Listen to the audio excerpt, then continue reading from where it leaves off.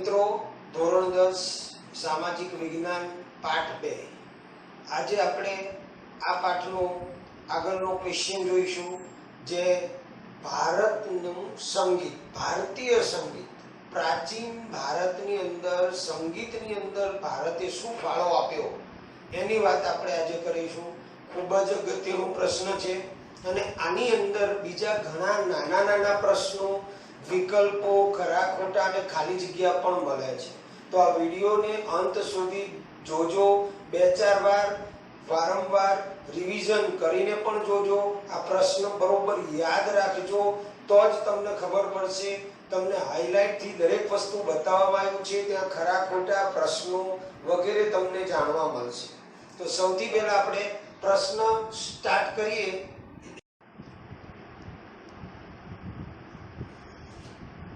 प्राचीन भारतना कला वारसामां संगीत क्षेत्रનું प्रदान જણાવો। प्रदान એટલે ફાળો।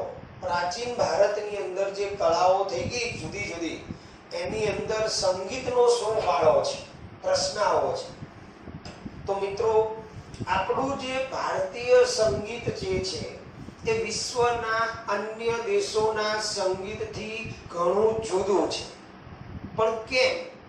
तो पहलू ज वाक्य तमारे याद राखवानुं छे कि भारतीय संगीत ए कया कारणोना लीधे अन्य देशोना संगीतथी जुदुं छे। तो स्वर, ताल अने लयनी दृष्टिए त्रण वस्तु याद राखजो। स्वर, ताल अने लयनी दृष्टिए भारतीय संगीत ए अन्य देशोना संगीतथी अलग छे, जुदुं पड़े छे।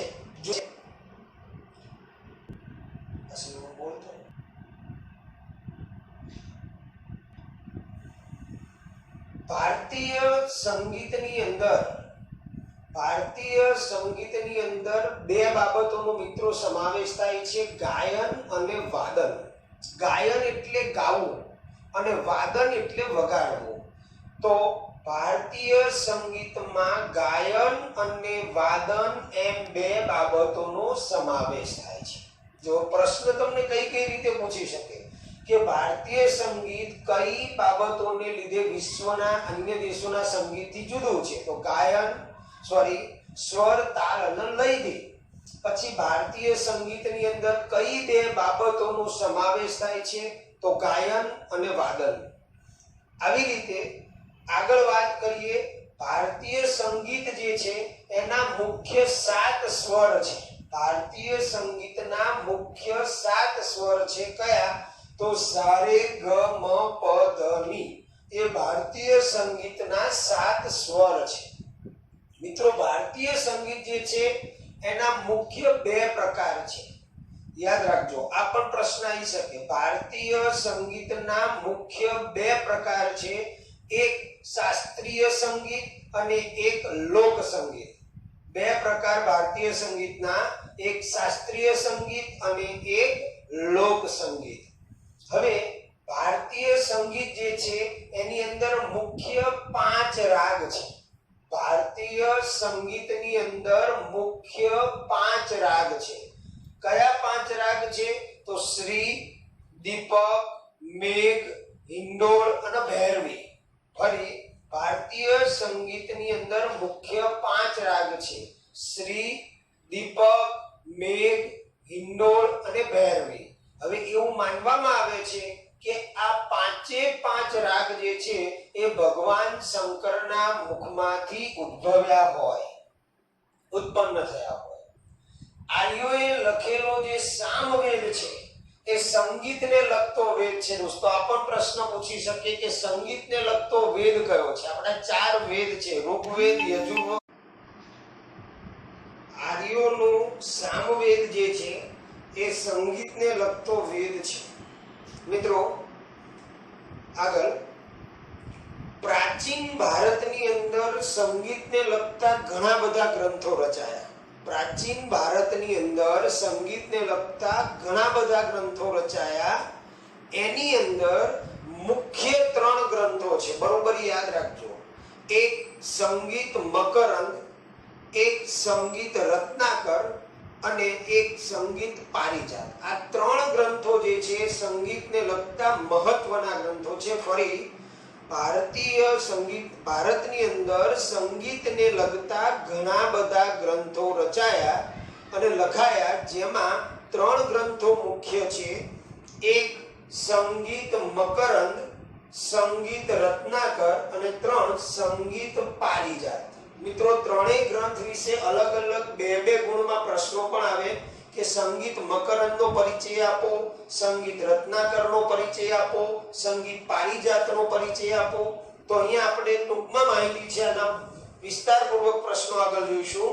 તો ઈસવીસન 900 ની આસપાસ પંડિત નારદ નામના સંગીત શાસ્ત્રીએ સંગીત મકરંદની રચના કરી. આ ખાલી જગ્યા ખરા ખોટામાં આવે, ધ્યાન રાખજો.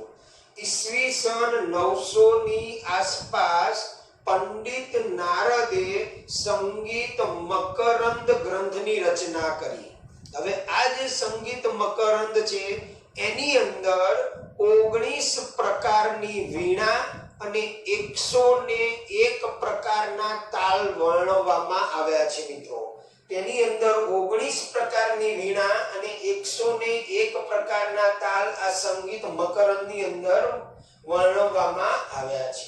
ત્યાર પછી જે બીજો ગ્રંથ છે સંગીત રત્નાકર, તો એની રચના, સંગીત રત્નાકરની રચના પંડિત સારંગદેવે કરી.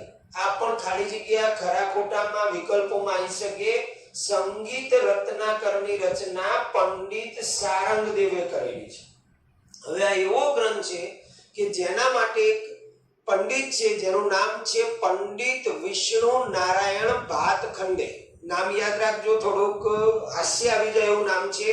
પંડિત વિષ્ણુ નારાયણ ભાતખંડે એ આ ગ્રંથને એટલે કે સંગીત રત્નાકરને સંગીતનો સૌથી વધુ પ્રમાણભૂત ગ્રંથ ગણાવે છે અને સંગીતના લગભગ દરેક અંગોને સમજવા માટે, સંગીતના લગભગ દરેક અંગોને સમજવા માટે આ સંગીત રત્નાકર એ એક અનન્ય ગ્રંથ ગણાય છે.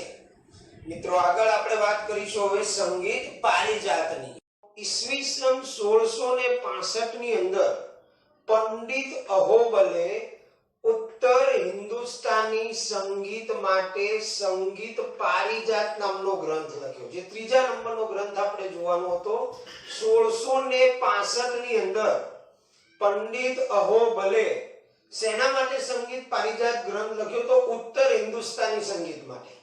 હવે આ ગ્રંથની અંદર એમણે વિવિધ રાગોનું એક મહત્વનું લક્ષણ જણાવ્યું છે. જુદા જુદા જે રાગો છે એ રાગોનું એક મહત્વનું લક્ષણ જણાવ્યું છે. કયું? તો કે બધા રાગો એકબીજાથી પોતાનું સ્વતંત્ર અસ્તિત્વ ધરાવે છે અને વિશિષ્ટતા ધરાવે છે. આ લક્ષણ એમણે સંગીત પારિજાત નામના ગ્રંથની અંદર જણાવ્યું છે. તેમણે આ ગ્રંથની અંદર 29 પ્રકારના સ્વરો ગણાવેલા છે. એટલે કે સંગીત પારિજાતની અંદર 29 પ્રકારના સ્વરનું પણ વર્ણન કરવામાં આવેલું છે. ત્યારબાદ અલાઉદ્દીન ખલજી જે આયા, એ અલાઉદ્દીન ખલજીના સમયની અંદર એક સંગીતકાર થઈ ગયા અમીર ખુસરો. ધ્યાન રાખજો, આનો પરિચય પણ આવશે 2 ગુણમાં. તો અલાઉદ્દીન ખલજીના સમયની અંદર અમીર ખુસરો જે છે એ સર્વતોમુખી પ્રતિભા ધરાવતા એક મહાન સંગીતકાર હતા. અમીર ખુસરો જે છે, જે અલાઉદ્દીન ખલજીના સમયમાં થઈ ગયા, એ સર્વતોમુખી પ્રતિભા એટલે કે ઓલરાઉન્ડર, સર્વતોમુખી પ્રતિભા ધરાવતા એક મહાન સંગીતકાર હતા. સંગીત અને શાયરીમાં એમણે ઘણો બધો ફાળો આપેલો મિત્રો, અને એના કારણે ભારતીય ઇતિહાસની અંદર એમને તૃતીય હિન્દ એટલે કે હિન્દના પોપટ એવા નામથી ઓળખવામાં આવે છે. સંગીત અને શાયરીમાં એમણે નોંધપાત્ર ફાળો આપ્યો હતો, એટલા માટે ભારતીય ઇતિહાસની અંદર એમને તૃતીય હિન્દ એટલે કે હિન્દના પોપટના નામે ઓળખવામાં આવે છે. આ સિવાય દોસ્તો એ હિન્દવી ભાષાને પણ માન આપતા હતા. ત્યારબાદ 15મી અને 16મી સદી કે જ્યારે ભારતની અંદર ભક્તિ આંદોલન શરૂ થયું, 15મી અને 16મી સદીની અંદર જ્યારે ભક્તિ આંદોલન શરૂ થયું, એ દરમિયાન સુરદાસ, કબીર, તુલસીદાસ, ચૈતન્ય મહાપ્રભુ, મીરાબાઈ, નરસિંહ મહેતા, આ બધા જે સંગીતકારો હતા એમના ભજન અને કીર્તનથી ભારતની અંદર ભક્તિમય વાતાવરણ ઊભું થયું 15મી અને 16મી સદી દરમિયાન. આ સિવાય 15મી સદીની અંદર જે સંગીતકારો થઈ ગયા એમાં સ્વામી હરિદાસનું નામ પણ પ્રખ્યાત છે. 15મી સદીમાં જે સંગીતકારો થઈ ગયા તેમાં સ્વામી હરિદાસનું નામ પણ પ્રખ્યાત છે. સંગીતકાર બૈજુ બાવરા અને સંગીત સમ્રાટ તાનસેન, સંગીતકાર બૈજુ બાવરા અને સંગીત સમ્રાટ તાનસેન આ બંને એ સ્વામી હરિદાસના શિષ્યો હતા. આ બંને સંગીતના અણમોલ રત્નો ગણાતા હતા. બૈજુ બાવરા અને તાનસેન એ સંગીતના અણમોલ રત્નો ગણાતા હતા. મિત્રો, સંગીત ક્ષેત્રે આપેલા પ્રદાનમાં ગુજરાત પણ પાછું ન પડે તો ગુજરાતના એ સમયની અંદર ગુજરાતની બેલડી તાના અને રીરીનું નામ પણ સંગીત ક્ષેત્રની અંદર પ્રખ્યાત છે, જાણીતું છે. તાના અને રીરી